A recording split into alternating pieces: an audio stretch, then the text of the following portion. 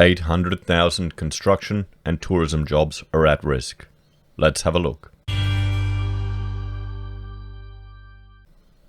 Good morning, everyone. I'm Florian.Heise, and welcome to another episode of HeiseSays. I've got my morning Saturday coffee, and I thought we'd start the weekend by having a look at this article from the ABC News discussing or warning us that 800,000 tourism and construction jobs are at risk, and a call for continued government support. Now, I can't say, if you've been following the channel regularly and looking at the news that we've been looking at, that this is much of a surprise to anyone. The construction industry has really been affected quite hard. Tourism, well, it's essentially non-existent. And these are both big employers of our workforce here in Australia. Tourism, a $60 billion industry. Construction, one of the biggest employers, and feeding directly into the property obsession that we have here in Australia.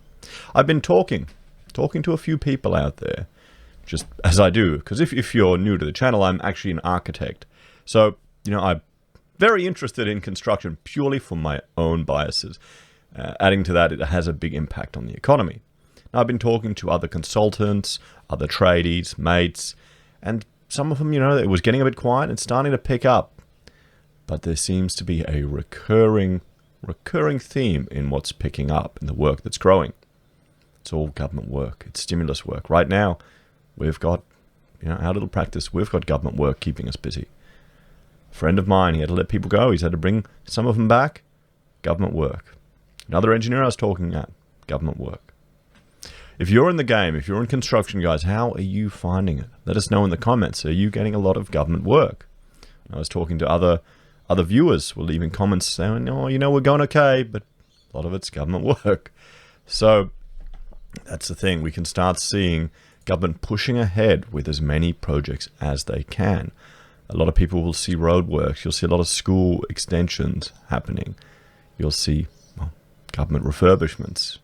So we'll have to see, guys. We'll have to see how this affects the construction industry. But while government work is a decent contributor to it, there is a really big part of it, and that is the multi-res sector, guys.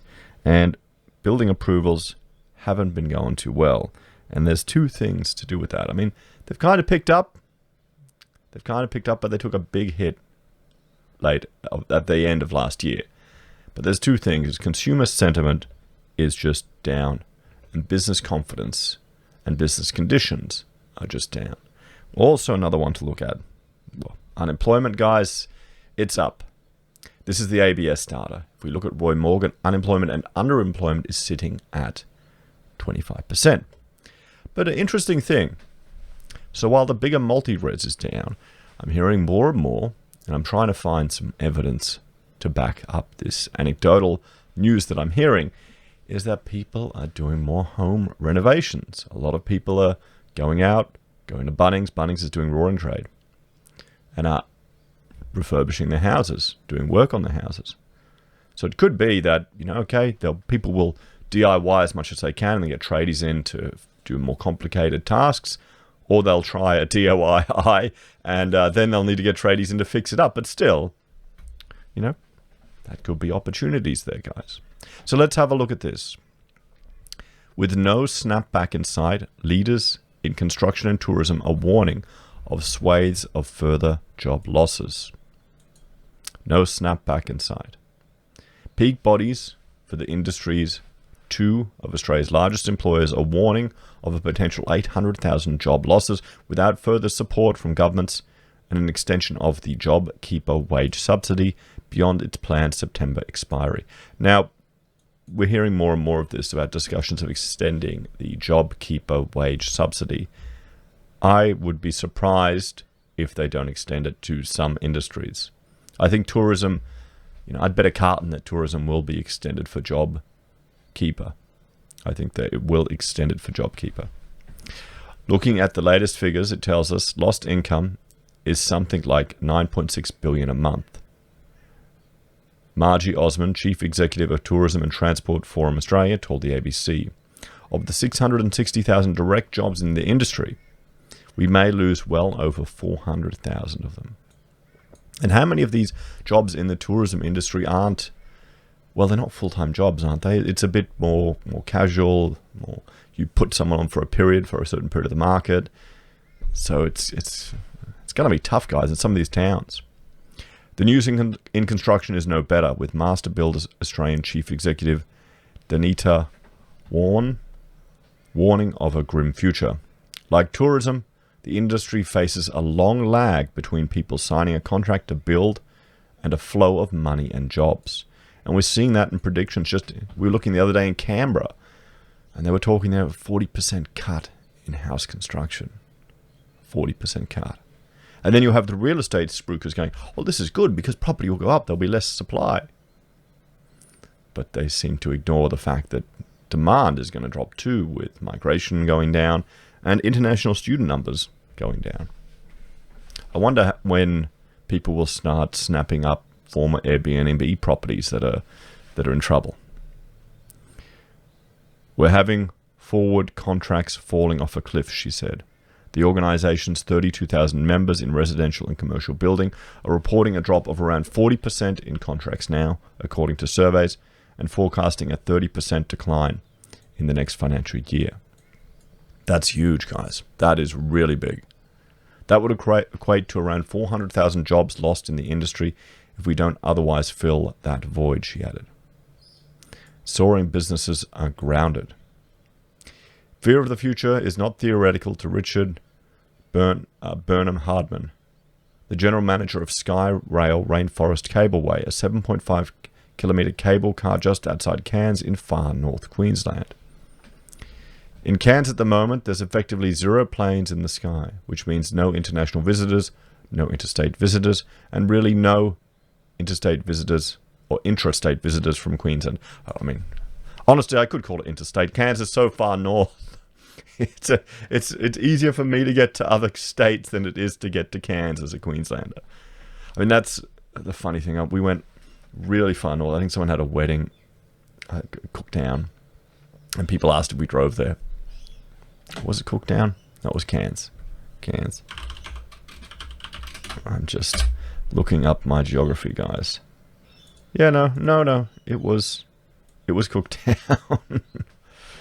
Yeah, and they asked if we drove from Brisbane. I thought it was quite funny. The business is one of the largest employers in the tourism centre with 130 staff. Normally they would be loading tourists to see trees and waterfalls from high above the rainforest. Instead, they are among the 3 million Australians receiving the JobKeeper wage subsidy from the federal government. And here's the thing. The argument behind the JobKeeper is to keep this business viable so it can just simply turn back on. The problem is, well, because you've got all this infrastructure. You've got all this infrastructure as well. You want people to maintain it. You want the business to keep going. The problem is, will the tourism come back, guys? How long can they last with the international tourism? Without it, will state tourism come back? Remember, we had the bushfires at the beginning of the year, and that was going to be an issue to our international tourism. Remember when we were talking in videos, probably the best thing you can do, rather than donate to these charities here, there, or everywhere, which we're now seeing that it can only be spent on firefighting equipment from that comedian donation, is go and plan a trip to these regions. Go and spend money there after everyone's forgotten about it. That's going to be even harder now with this as well. And you've got people who are going to be unemployed. What about all the construction workers who are going to plan a camping trip with the family to help the bushfire regions? Now they've lost their jobs too. People are worried. People are going to tighten their belts.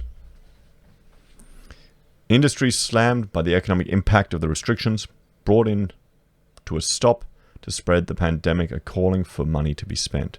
If the JobKeeper payments isn't extended for a considerable length of time, not just a few months, businesses like Sky Rail and Cairns will be in dire states, Mr. Burnham Hardman said.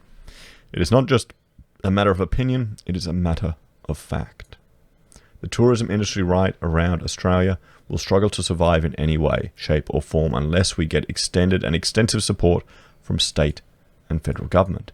So here's the question, guys. Do you want future generations to incur a liability to sustain these businesses in the hope that tourism will return and they will continue to be employers.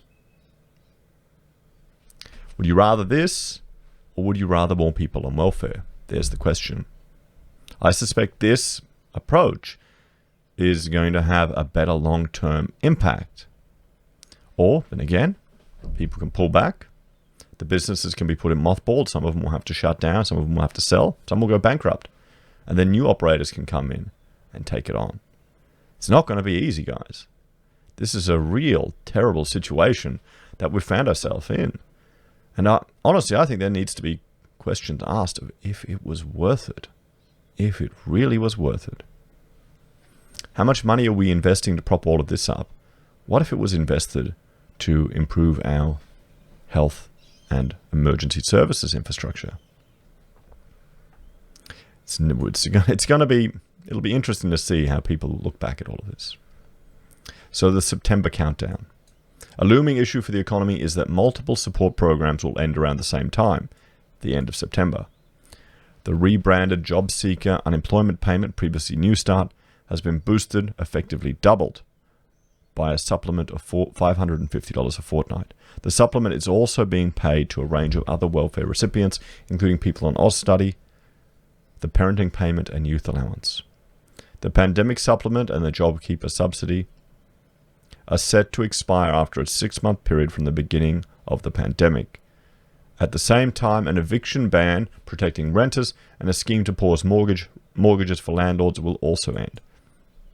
Do you think they will not intervene to stop this? September's definitely going to be an interesting time to follow the news, everyone. Reserve Bank Governor Dr. Philip Lowe yesterday told Parliament it might be unwise for so much support to end so suddenly. The key observation is that the world is very uncertain, and I think it's too early to say what it's going to be, what the economy is going to be like in 4 months' time, he said. But if we have not come out of the current trough in economic activity, there will be and there should be a debate about how the JobKeeper program transitions into something else, whether it's extended for specific industries or somehow taper. New data from the ABS detailed the extent to which the economy has been hit by the pandemic sledgehammer. An astonishing 72% of businesses had less income because of the pandemic. Only a tiny fraction, 7%, have seen a windfall, with the remainder saying the same. Only 7% are doing ahead. 3/4 of businesses had to change how they operated, and the larger the business, the more likely it was to have been affected. Just 13% of businesses with 200 plus employees were operating as normally. Worryingly, 73% of businesses, essentially 3 out of 4, had required support. More than half of them had used wage subsidies, almost 20% had renegotiated rent or lease arrangements, and 16% had deferred loan payments. Sectors hit hardest by border closures and a ban on public gatherings. Measures to stem the spread of the virus include tourism, hospitality, events, and arts, and the creative industries. So where to from here? Margie, who heads the industry group for the tourism, transport, and aviation sector, shares the Reserve Bank's concerns about a hard landing when the program ends.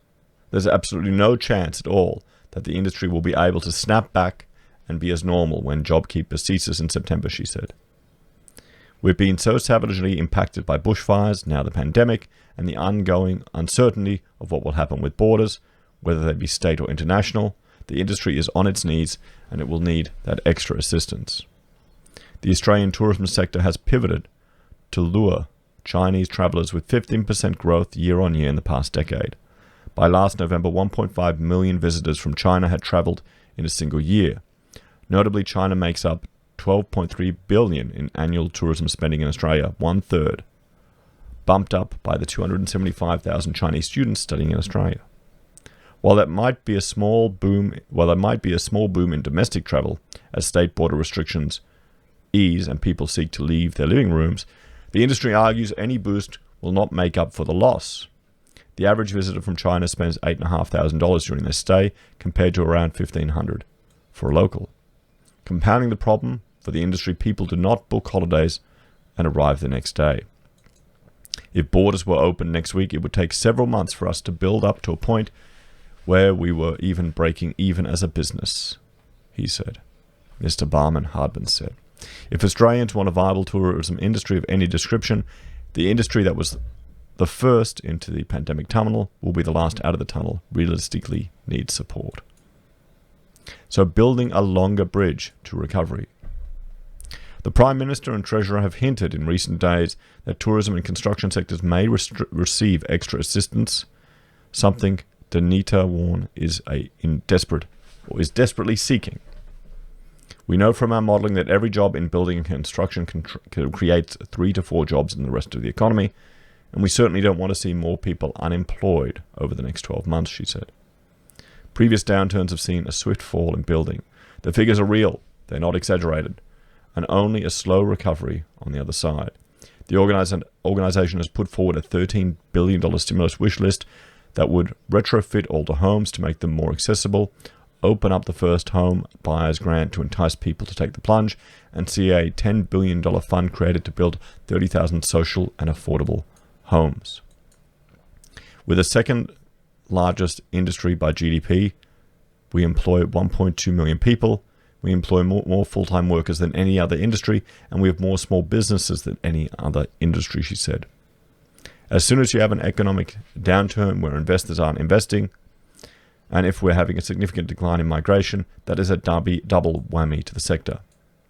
Surveying his empty cable car, Mr. Berman Hardman is as concerned for the broader community as he is for his employees.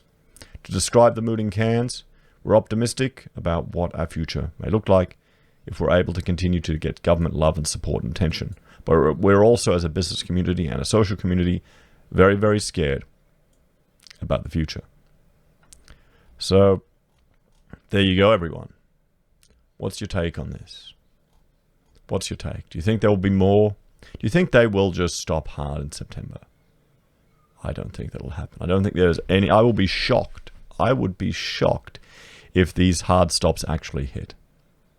I think the banks will continue doing whatever they can to avoid any sharp hit to property, any decline in mortgage deferrals. I think the government will do whatever it can to prop up these industries, particularly tourism, that's pretty much on the verge of disappearing. And I think construction, they will stimulate however they can. Are these the smartest solutions? Would it be smarter to leave the market to its own devices? What do you think, guys? What's your take on all of this? It's going to be interesting. Are you in one of these industries that's affected? We'll have to wait and see. As always, thank you for watching. Please like, share, and subscribe to the channel. If you're a fan and you'd like to support the channel, there are a few ways you can. You can join us on YouTube or Patreon. You can support us via our affiliate links at Amazon or eBay or Independent Reserve and Kucoin. You can buy a merch from HeiseSays, use Gold Pass from the Perth Mint, or you can support us via PayPal. Take care, everyone. I'll see you next time.